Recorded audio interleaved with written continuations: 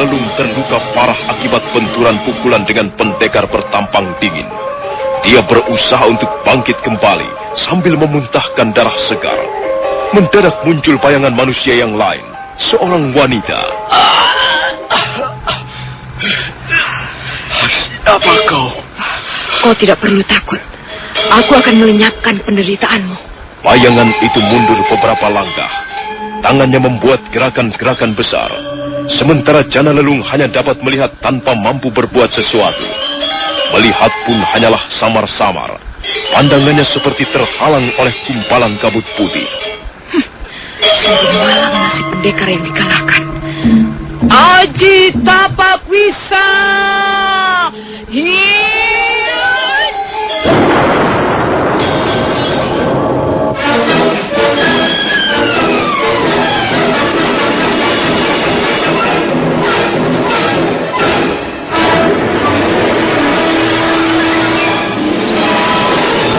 Kembali tubuh Jana Lelung terpental, dan kali ini jatuh tersungkur untuk tidak bergerak lagi. Tulang punggungnya remuk menimpa sebatang pohon.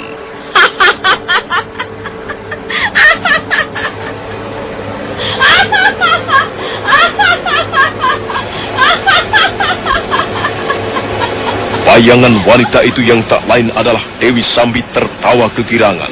Selanjutnya dia melangkah ke arah Jana Lelung dan menyeretnya ke atas kuda.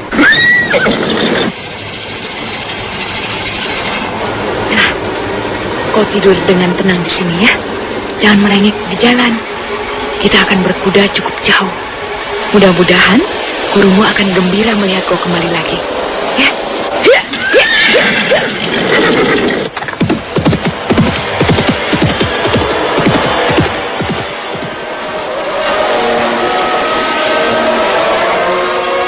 Dewi Sambi memacu kudanya meninggalkan desa Citrakara. Mayat Jana Lelung terguncang-guncang di belakangnya.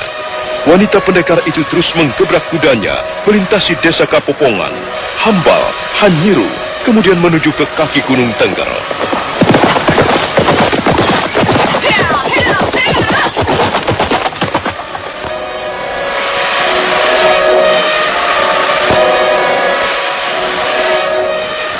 Pagi itu, Padepokan Tengger kembali gempar.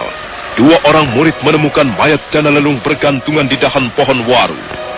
Wong Agung baru saja keluar dari ruang semedinya ketika berita itu sampai ke telinganya. Pimpinan Padepokan Tengger itu tercenung sesaat.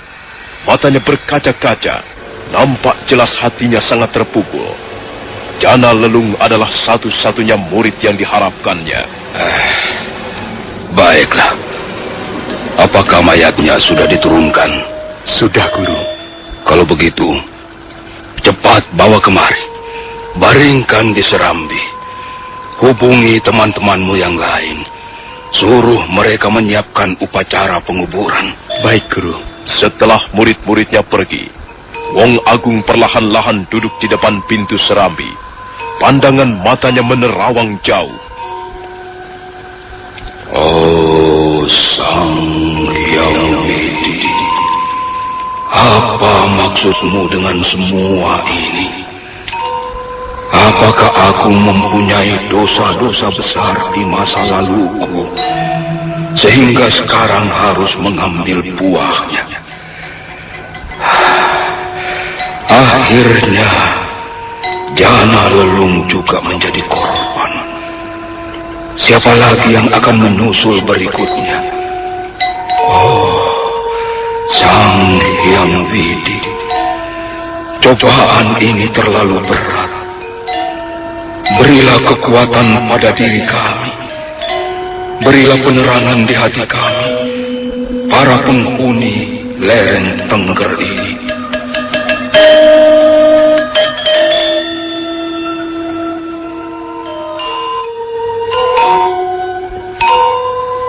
Lepas tengah hari, jenazah Jana Lelung selesai dikuburkan. Suasana berkabung menyelimuti pondok-pondok Padepokan Tengger. Tak ada seberkas pun sinar kegembiraan memancar di wajah penghuninya. Dan malamnya Wong Agung mengumpulkan murid-muridnya di Serambi. Anak-anakku semuanya, memang kita merasa kehilangan Dalam waktu singkat, kita telah kehilangan beberapa orang teman yang kita sayangi. Tapi sekali lagi aku katakan pada kalian bahwa kita harus tetap berlaku sabar dan tenang. Kita jangan sampai terpancing oleh hawa amarah dan rasa tidak puas. Kalian harus tetap berusaha untuk dapat mengendalikan diri. Untuk itulah kalian belajar di Padepokan Tengger ini. Ya, memang akan terasa sangat berat. Tetapi hanya itulah satu-satunya jalan untuk memperoleh keselamatan. Nah, sekarang marilah kita panjatkan doa dan segala pujian kepada Sang Hyang Widi, penguasa tunggal jagat semesta alam. Mudah-mudahan arwah teman-teman kita diperkenankan memasuki pintu nirwana, alamnya roh yang kekal dan abadi. Tangan Wong Agung meraih dupa yang ditempatkan dalam sebuah cupu, kemudian menaburkannya di atas tungku berukiran indah. Asap dupa segera mengharumkan seluruh ruangan, menyebar sampai ke halaman. Oh Sang Hyang Widi, Sang Hyang Widi, izinkanlah kami berlutut di hadapan-Mu. Izinkanlah kami berlutut di hadapan-Mu. Kami ini orang-orang yang lemah. Kami ini orang-orang yang lemah. Berilah kami kekuatan, baik secara lahir maupun batin. Berilah kami kekuatan, baik secara lahir maupun batin, agar kami mampu memikul beban penderitaan. agar kami mampu memikul beban penderitaan yang sengaja Kau ciptakan untuk menumbuhkan keyakinan kami, yang sengaja Kau ciptakan untuk menumbuhkan keyakinan kami. Oh Sang Hyang Widiwasa, Oh Sang Hyang Widiwasa, akhirnya semua kembali dalam kehendak-Mu. akhirnya semua kembali dalam kehendak-Mu.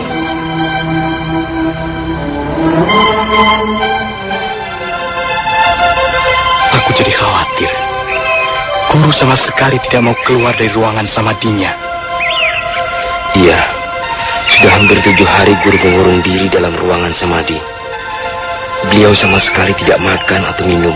Hari ini aku akan menanam jagung. 2 orang murid Padepokan Tengger itu bergegas melangkah untuk melaksanakan pekerjaannya masing-masing. Nampak di tegalan murid-murid yang lain sudah sibuk bekerja. Ada yang mencangkul, ada yang menggali saluran air, ada yang menggembalakan domba.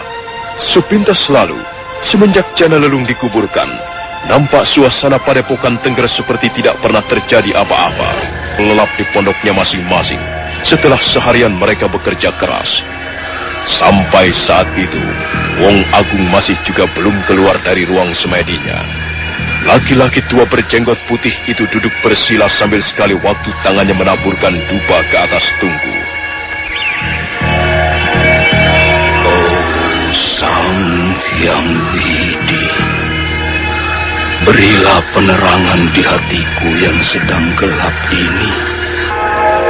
Aku hampir tidak mampu melihat apa-apa lagi selain kabut merah yang bergulung-gulung di atas Padepokan Tengger.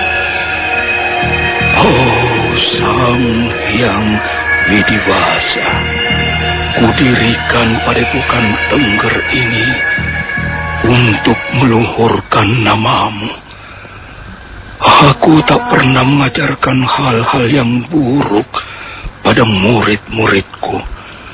Aku selalu mengajarkan segala yang baik. Aku ajarkan kasih sayang pada mereka dan bagaimana caranya berlutut di hadapanmu. Apakah ini salah? Oh, Sang Hyang Widiwasa, penguasa jagat alam semesta, sudilah mendengarkan kata-kataku ini. Wong Agung, Guru Jana Mahadbija.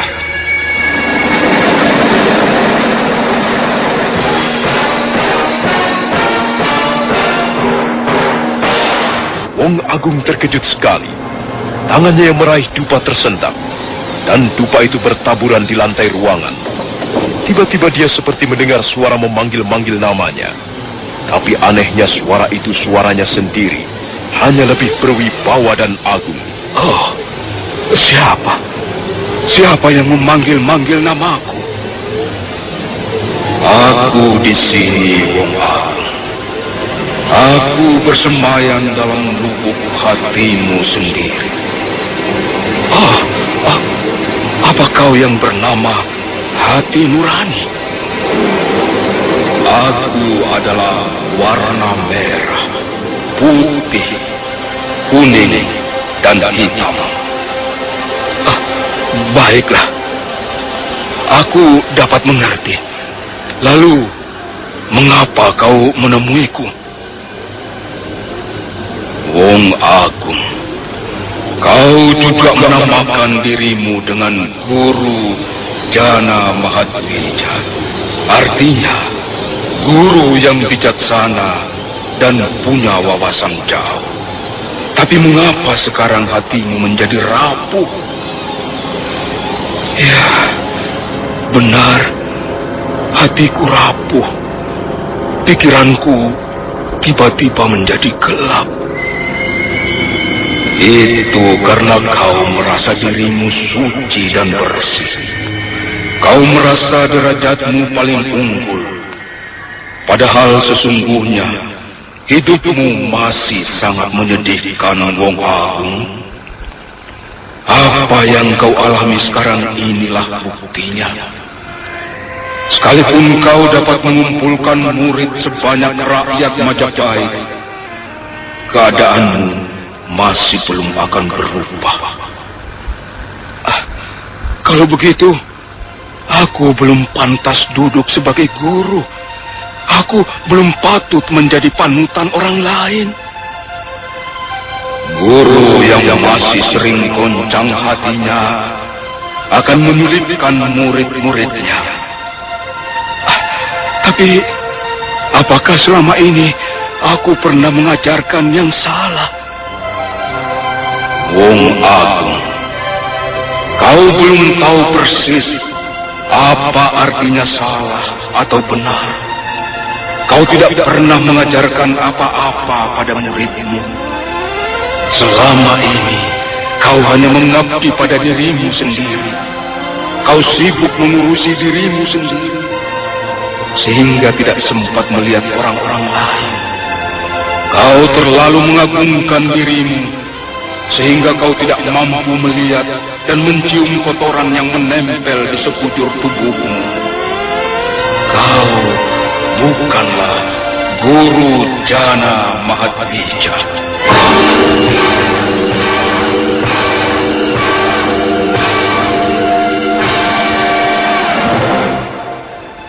Wong Agung tersentak, matanya terbuka, dan dia melihat cahaya pagi telah menerobos lewat sela-sela dinding ruangan.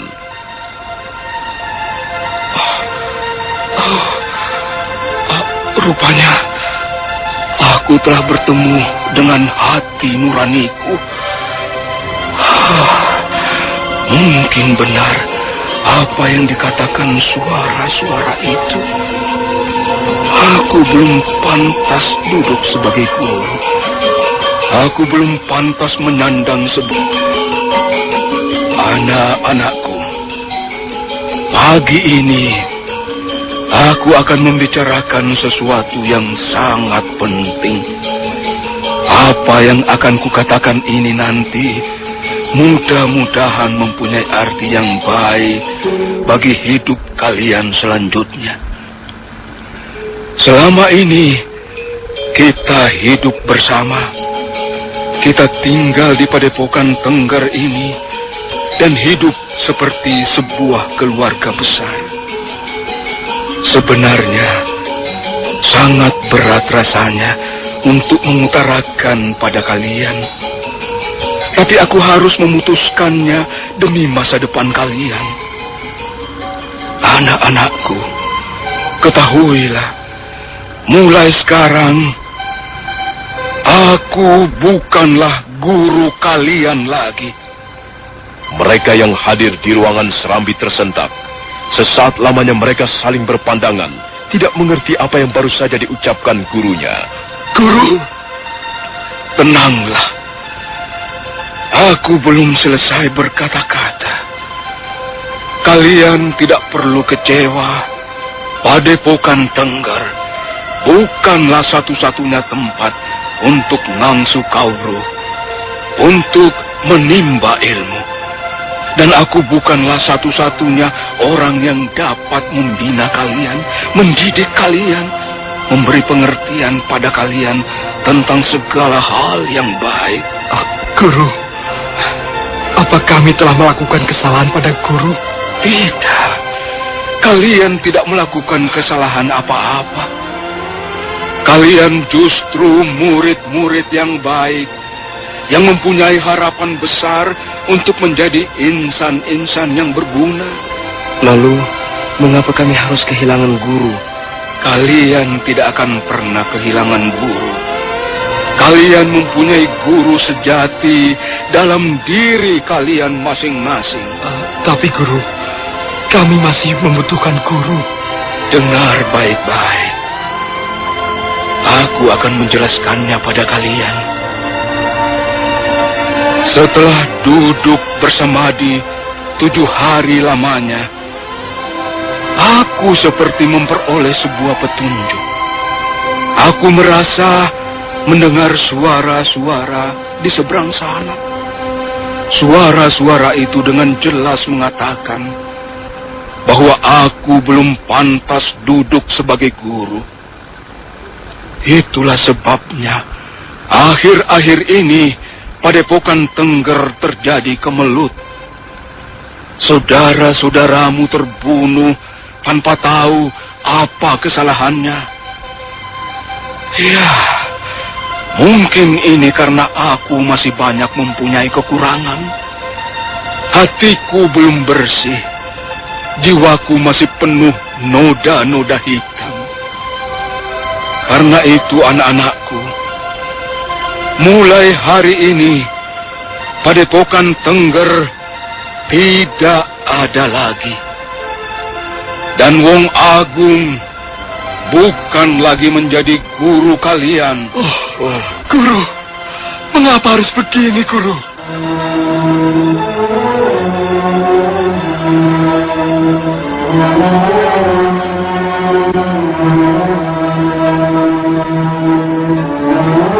Maka demikianlah, murid-murid Padepokan Tengger berduyun-duyun meninggalkan tempat di mana selama ini mereka bergelut menuntut ilmu bersama gurunya. Mereka melangkah perlahan-lahan menuruni lereng, dan semakin lama semakin jauh meninggalkan rumah kediaman Wong Agung. Wong Agung sendiri merasa sangat kehilangan. Aneh sekali, dia merasa sangat kehilangan dan kesepian, walaupun selama ini tinggal di tempat terpencil.